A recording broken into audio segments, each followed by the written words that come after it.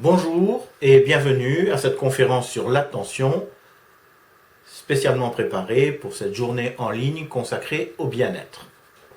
Je m'appelle Pierre Miraillès, je suis conseiller en lumino, audio et magnétothérapie. Pour plus de détails sur ces points, je vous invite à visiter la chaîne YouTube et la page Facebook du Club au bien-être. Vous trouverez les liens dans la rubrique description de cette vidéo. Alors, pourquoi porter notre attention sur l'attention? Parce que c'est une capacité essentielle. D'abord à notre survie. Depuis longtemps. Imaginez l'homme préhistorique devant sa caverne, courant dans la savane, il devait faire très attention à son environnement. Elle est essentielle aux apprentissages. Ceux des enfants, et c'est un sacré défi que de mobiliser leur attention, ceux des adultes aussi bien. La clé pour tout le monde, c'est la motivation. Elle est essentielle à notre équilibre psychologique. Elle est à la base de notre capacité à filtrer ce qui est bon pour nous et ce qui ne l'est pas. Et elle est primordiale dans les processus cognitifs, entre autres dans ceux de mémorisation, mémoire de travail et mémoire à plus long terme. Alors, de quelle attention voulons-nous parler? Allez sur Internet, voir ce qui est écrit sur l'attention, vous trouverez, en gros, deux approches. L'attention au sens commun, l'attention au sens neurobiologique. Au sens commun, l'attention peut avoir deux significations. Faculté de l'esprit de se consacrer à un objet, orientation mentale donc, je porte mon intérêt sur telle chose, sur telle autre chose, ou alors sollicitude, gentillesse envers quelqu'un, marque d'affection, en général écrit au pluriel, on écrira être sensible aux attentions de quelqu'un. Étudiée sous l'angle neurobiologique, l'attention se révèle beaucoup plus complexe qu'on pourrait le croire a priori. Aujourd'hui, pour cet exposé et dans l'échange qui suivra, nous avons choisi de privilégier les questions les plus fréquemment posées par nos clients et nos patients sur l'attention, à savoir comment la mobiliser durablement, comment ne pas se laisser distraire. Autrement dit, pour cette fois-ci, nous laisserons de côté l'aspect socio-affectif, sollicitude, gentillesse, et quant à l'approche neuroscientifique, nous vous donnerons juste un très petit aperçu en signalant le point suivant. Attention et concentration sont presque synonymes. Mais ce sont deux mécanismes distincts. L'attention réflexe, qui est déclenchée par des choix ou des événements inattendus, elle dépend de zones situées à l'arrière du cerveau, cortex pariétal. L'attention volontaire et soutenue, la concentration, elle dépend d'une zone située à l'avant du cerveau qui est le cortex préfrontal.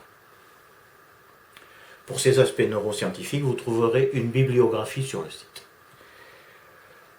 Pour les spécialistes, l'idéal est de pouvoir rester concentré sur ce que l'on veut faire tout en demeurant attentif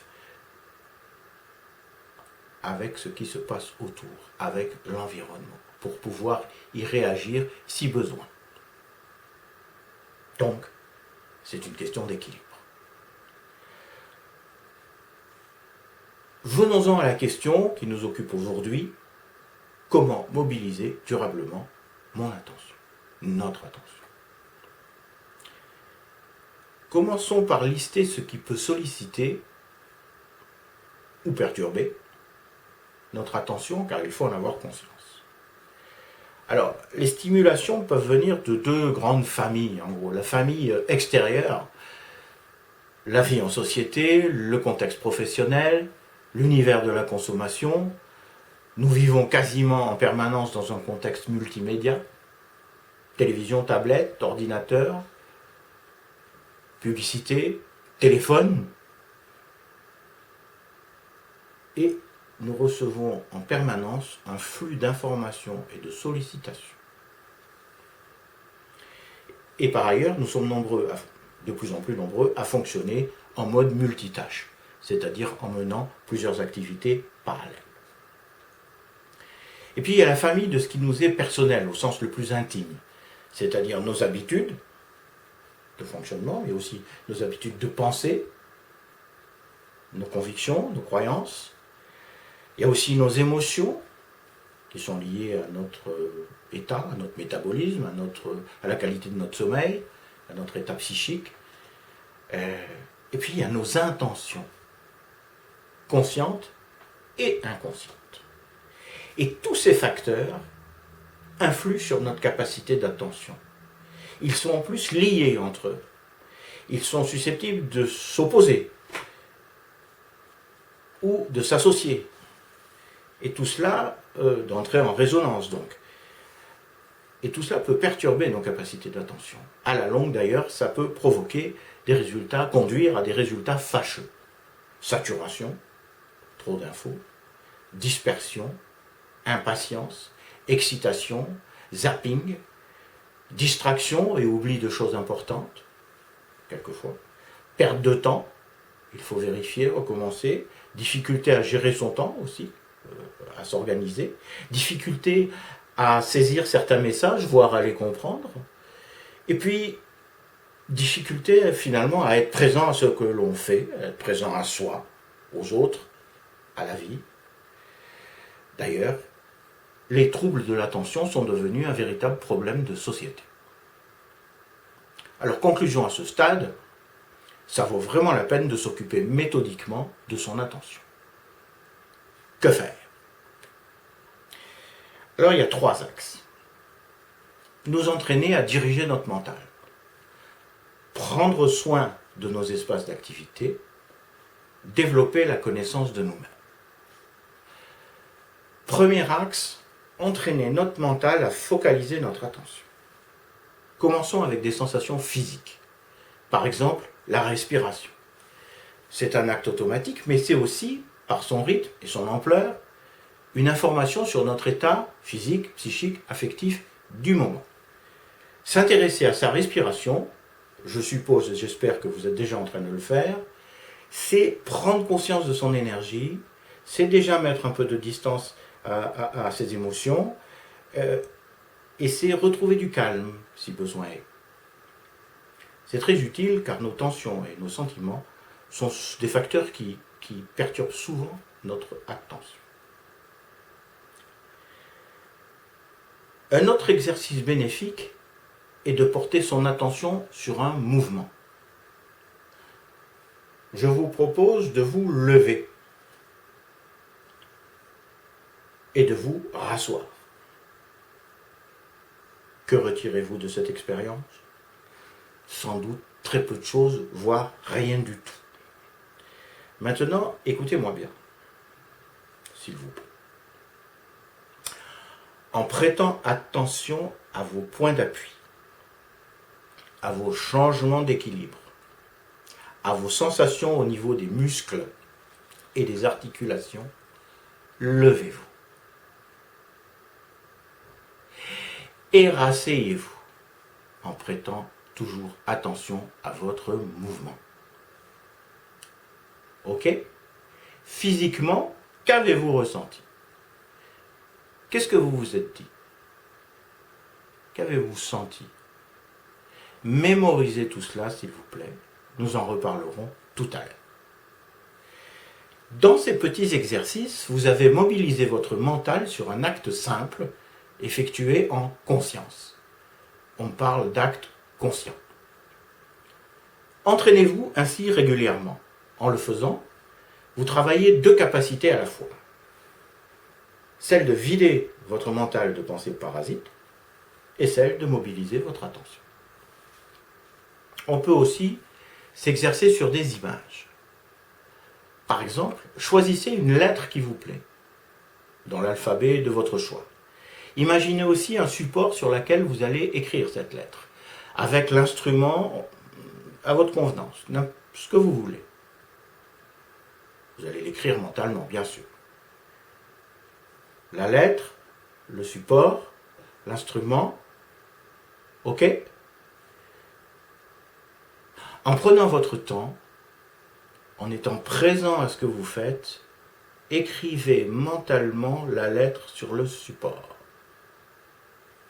Autant de fois que vous voulez. Appliquez-vous. Ayez conscience de votre geste, du tracé.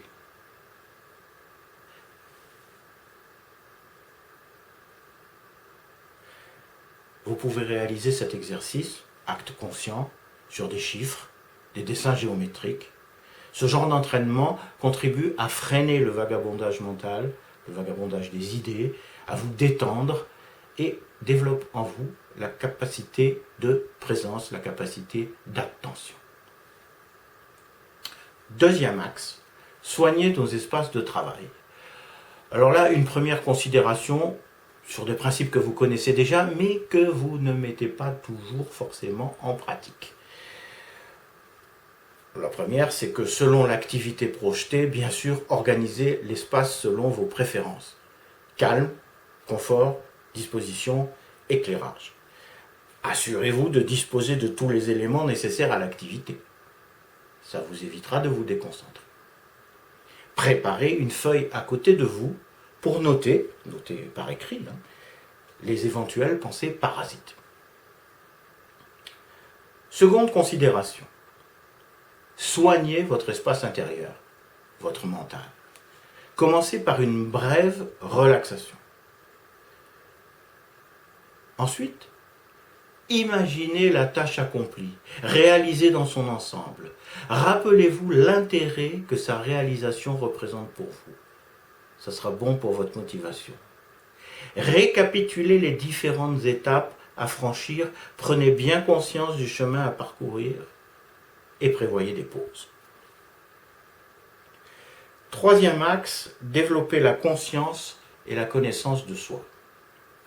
Si, malgré toutes les précautions prises et évoquées précédemment, vous éprouvez une difficulté ou plusieurs de concentration, c'est que votre attention est à un niveau plus ou moins conscient, plus ou moins profond, plus ou moins identifié par vous, elle est sollicitée par quelque chose d'autre.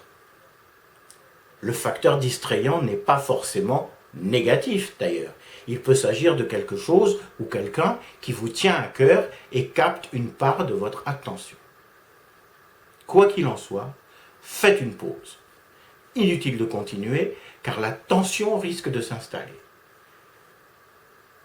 Beaucoup de gens confondent attention et tension. Alors, on les voit froncer les sourcils, faire des efforts, inutile. La tension n'améliore rien, au contraire, elle génère de la fatigue. Et plus on est fatigué, moins on est attentif. Cercle vicieux, évidemment. Donc, faites le point. Quel est le facteur qui vous distrait ? Il peut se trouver dans l'environnement, ou dans votre espace mental, ou à la lisière des deux. Que se passe-t-il ? Êtes-vous fatigué ? Peut-être avez-vous besoin d'une brève relaxation ? Détendez-vous, respirez. Faites 1 ou 2 actes conscients et revenez à votre ouvrage, à votre occupation. Préoccupé par une tâche à effectuer ? Laquelle ? Notez-la sur une feuille, la feuille évoquée juste avant, et programmez son exécution. Vous êtes gêné par un ressenti ?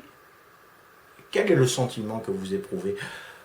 C'est pas toujours évident à identifier. D'où provient-il ?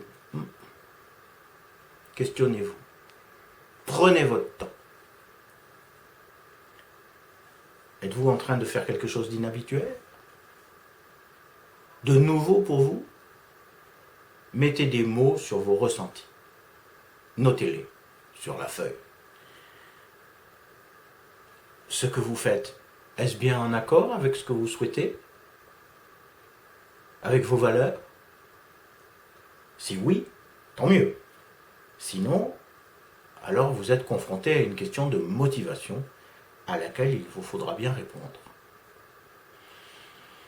En résumé, notre capacité d'attention se développe à la fois sur plusieurs plans.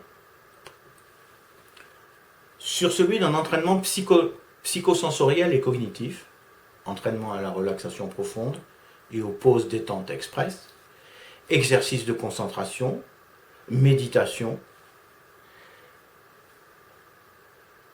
Sur le plan d'une démarche continue de connaissance et de maîtrise de soi, identification et canalisation de nos émotions, conscience de nos filtres de perception, conscience de nos représentations.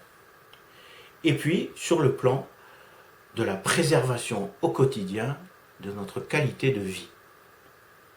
Sommeil, exercice physique, vigilance à l'égard de ce que nous absorbons, alimentation, quantité et qualité des messages venant des médias et venant de l'entourage. Le Club au bien-être vous propose diverses techniques, disciplines et technologies complémentaires et toutes susceptibles de vous aider à développer vos capacités d'attention et de concentration. Dans ces domaines d'ailleurs, comme pour le sommeil ou l'alimentation, nous sommes tous différents, nous ne sommes pas égaux. À Au bien-être, nous pouvons vous aider à choisir ce qui convient le mieux à vos besoins.